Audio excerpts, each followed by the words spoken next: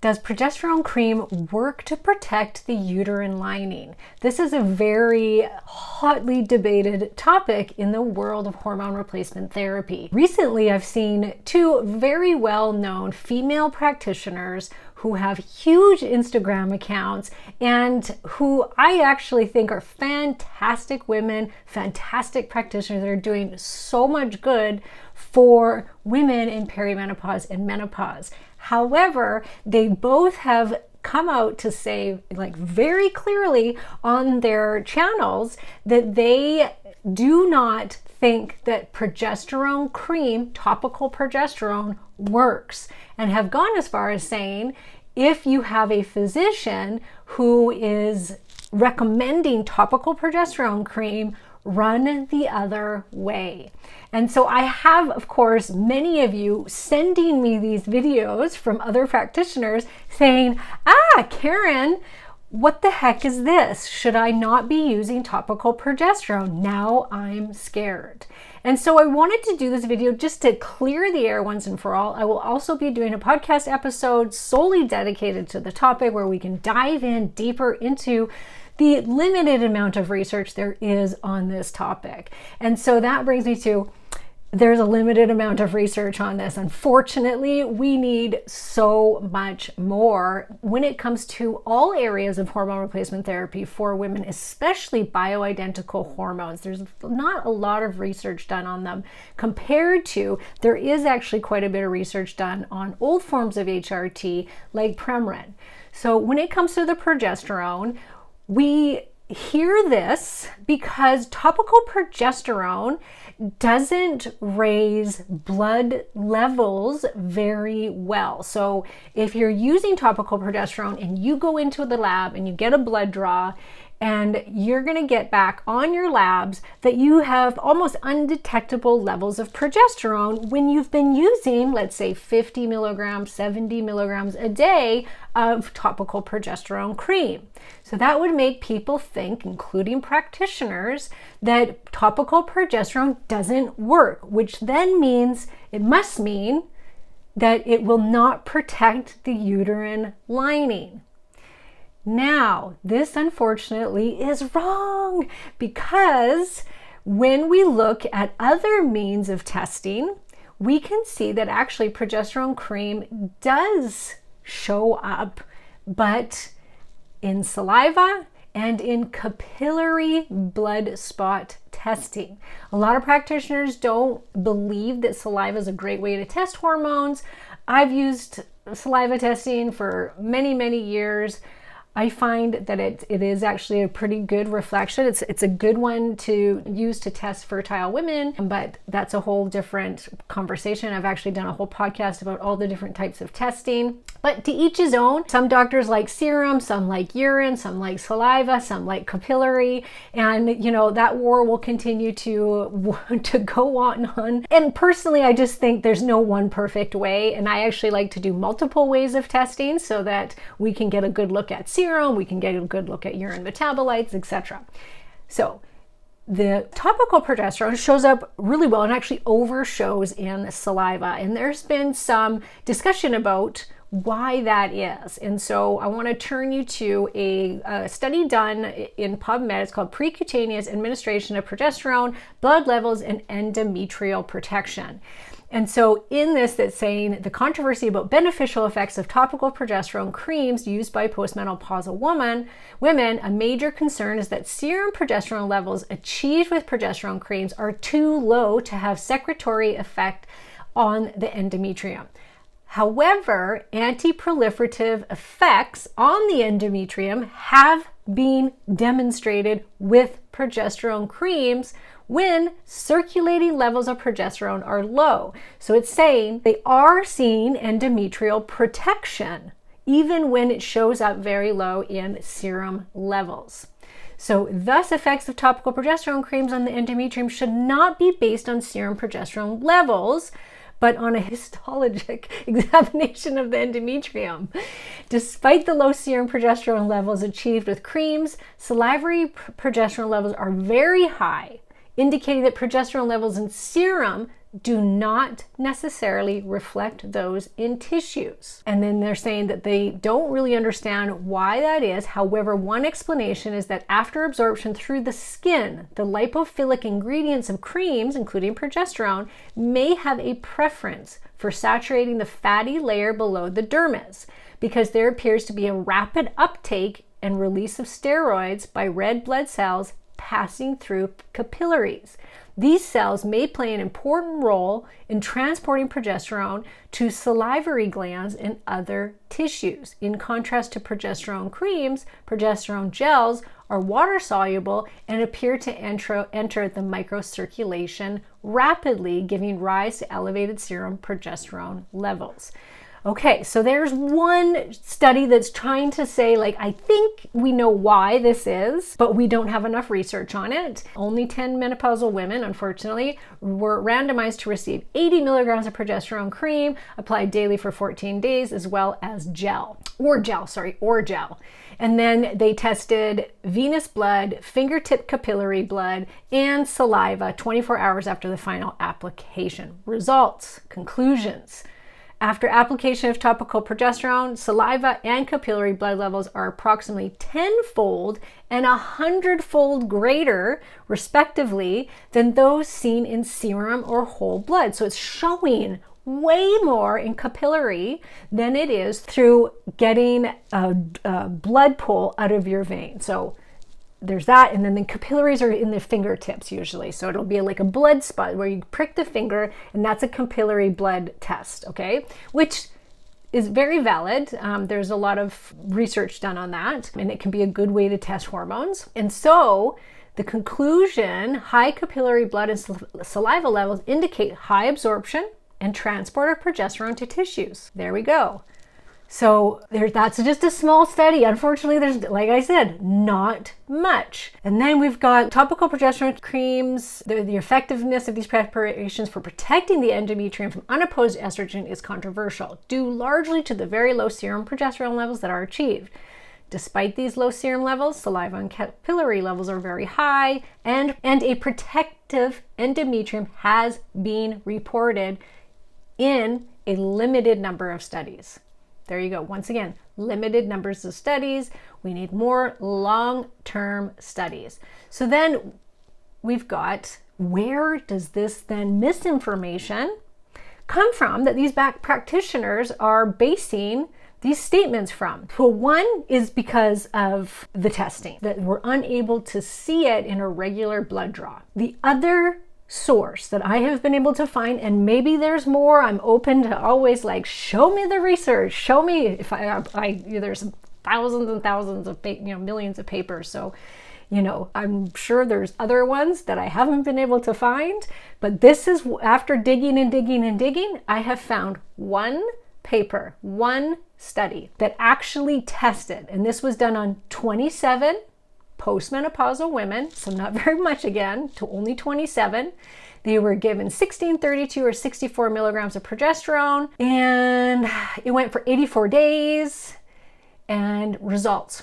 Hormone assay indicated that physiological levels of estradiol were achieved. They were also given estrogen, but progesterone levels were insufficient to induce any detectable change in the endometrium. Only one patient experienced bleeding during the study period. Levels of salivary progesterone were so variable as to be considered completely unreliable in determining the potential influence on biological activity. So they're saying they didn't see any change in the endometrium, so they think it did not work because of that. It was done, once again, 27 women, different amounts. They did a 16, 32, or 64 milligram of progesterone, so different amounts. And so that study, it's not great, and it's showing that it didn't protect the endometrium in 3 months. That's too bad. So there's the one study that everybody is going by, that I can find, anyways, that I can find. So does that mean we should be just throwing out our progesterone cream because of this? Well, let's take a look. Let's take a look at some of the most well-respected, well-known hormone practitioners in the world. And what do they have to say? Well, Dr. David Rosensweet, who has been doing HRT for 30 years, he created the menopause method, and he primarily uses topical progesterone oil. I'm sorry, but do you think that Dr. Rosensweet would continue using topical progesterone with the majority of his patients and all of the doctors that are trained in the menopause method?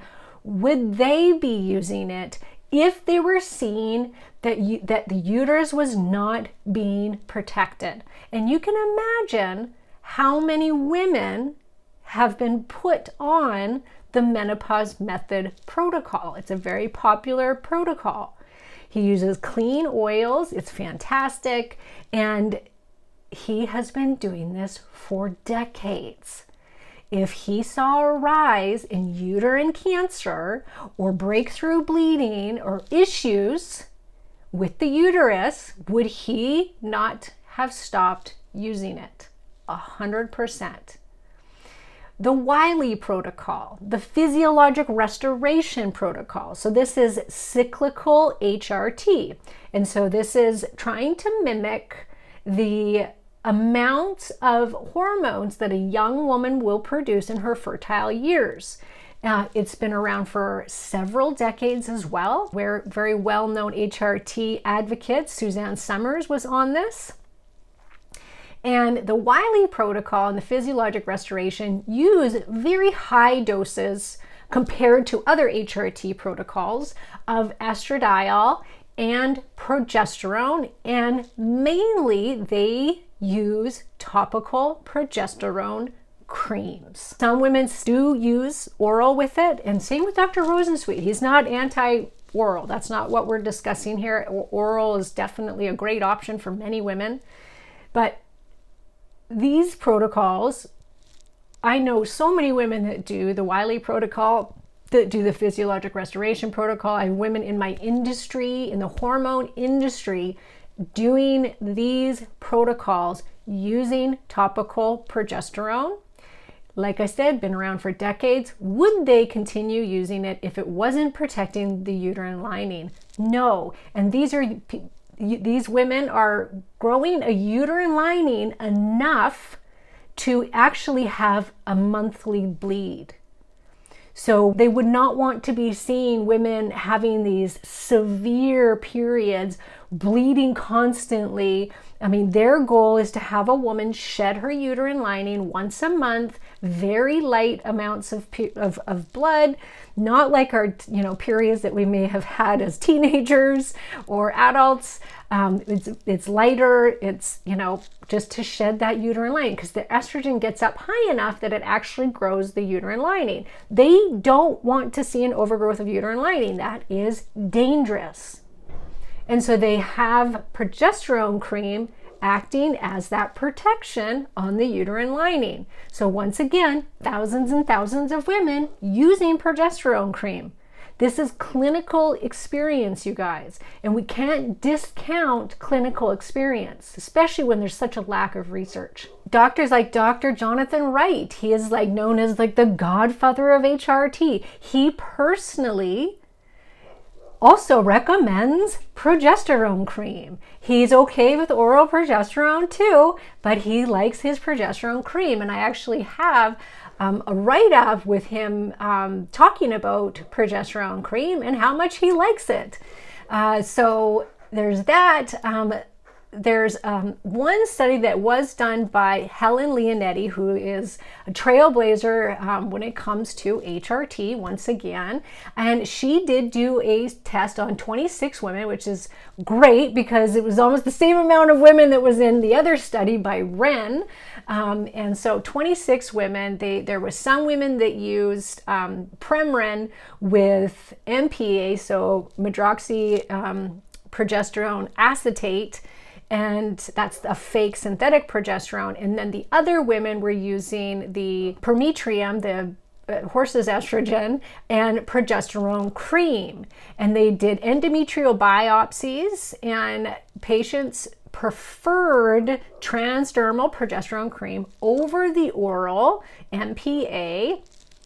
This was over a 6-month period. This preliminary data indicate that CEE, so conjugated equine estrogen, and progesterone cream has a similar effect on the endometrium as standard oral HT over a 6-month period.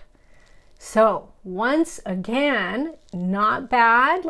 Unfortunately, we would like to see a higher amount of participants, but this is showing that it had the same effect as synthetic progestins on the endometrium, which they used for a really long time to protect the uterine lining. That's why they developed it, was because they saw that if they were just on the Premarin, they were getting an overgrowth of the uterine lining, which was dangerous. And so they had to bring something in that was going to be like a progesterone to protect the uterine lining. And so they used MPA for a very long time because it worked. This is saying that topical bioidentical progesterone worked the same as medroxyprogesterone, progesterone acetate. Okay, so there's a couple. Unfortunately, we want to see more. So that's the research that I have found on it. And like I said, I'm going to do a longer podcast on this topic, and I'll be diving more into the research that I can find and discussing it more. And also I'm going to be getting some testimonials from other doctors that have used it. I know that my favorite doctor, Dr. Felice Gersh, she has no problem with using it, and she's a world-renowned gynecologist who works with thousands and thousands of patients and has for decades, and she has no problem using progesterone cream. I've taken her HRT course and she talks about it. I've also listened to Dr. Lindsay Berkson on progesterone. She's in favor of topical progesterone or oral progesterone. She's a world-renowned HRT doctor as well and has done a ton of research on the topic. So these are people that I fully trust. And then finally, in our clinic at Hormone Solutions, we have used topical progesterone with our clients for, I would say, close to a decade at this point, and we have not seen any uterine cancer. We have not seen any overgrowth compared to what we see with oral progesterone. There's some women that just don't absorb it well. Same with oral though. Some women get spotting from taking oral and don't get the uterine protection because they're not, breaking it down well enough or absorbing it well enough in their gut. Some women don't do well with transdermal cream. So you can imagine that every one of us is an individual and it may need something different. So yes, there's going to be some women where topical progesterone is not going to work, but there's going to be women that oral progesterone doesn't work. We have seen no different. We haven't seen an excess of women coming through our doors going, I'm getting, breakthrough bleeding like crazy. My uterine lining's overgrown. I've got uterine cancer from using progesterone cream. We have not seen anything like that. Myself, I've used progesterone cream now since I was in my early 30s, on and off in my 30s. I've always used progesterone cream for endometriosis, protecting my uterine lining. And then now for the last 6 years since going into menopause, and in my perimenopause years, I solely used progesterone cream. I have had several uterine ultrasounds and my uterus looks perfect. There's no overgrowth of uterine lining. I would know because I'd be bleeding still and bleeding like crazy, or having, my doctor freaking out at me going, your uterus lining is overgrown. There is nothing like that. My two sisters, both postpartum depression, in their postpartum depression time, they both had it really bad. They both used progesterone cream to get rid of their postpartum depression. Not saying that that'll get rid of yours. It helped for them immensely. And so it did work. The effects of progesterone cream worked. My mother, who has used only progesterone cream, never oral, since she was in her early 40s, and she's now 70, and she is still using progesterone cream and says if she stops using it, her hot flashes come back. We know that it works. 100% it works. Does it work for everybody? No, but nor does any form of HRT. There's always going to be people that it's not going to work for. Besides that, you guys, you can talk to so many people that use progesterone cream successfully. We have a very large number of women, growing number of women too, that cannot tolerate oral progesterone because they have what's called neurosteroid sensitivity. It's the metabolites that oral progesterone creates, and some women are really sensitive to those metabolites. Topical progesterone doesn't create as many of these metabolites as oral does. Oral is not a natural way for us to get our progesterone. It's a safe way and it's a good way, but it's not a natural Mother Nature way. So Mother Nature, when we produce our progesterone, it is not going through the first hepatic path of the liver or through the digestive system. When we take it topically, that is more like how we produce it naturally, although we don't obviously produce it in our skin, but the way it is processed in your body is more like how Mother Nature does. And so there's that to think about as well. Is like, do we want to try to mimic what we naturally do in our cyclical years? Some people really find that they need to, in order to get the most out of their HRT, they need to cycle their progesterone and they need to use it topically. That's great. That's great for them. So if you've got any questions, comments, research papers, anything that you want to show me, but feel free to DM me, throw it into the comments. I'm always open for to have a healthy discussion about this.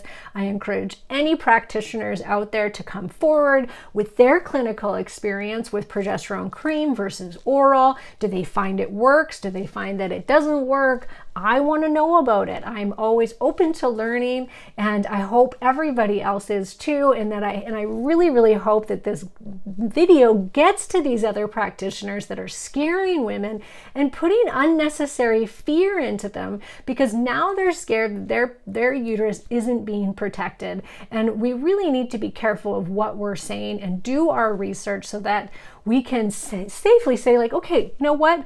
Maybe there's not enough research, but there's just as much research showing pro as there is against, if you ask me. There's not too many studies done. And, besides that, we got to go with clinical experience, and we can't disrespect that. Okay, thank you for listening. If you've listened all the way through this video, I appreciate it because I know it was long, but I wanted to clear that up.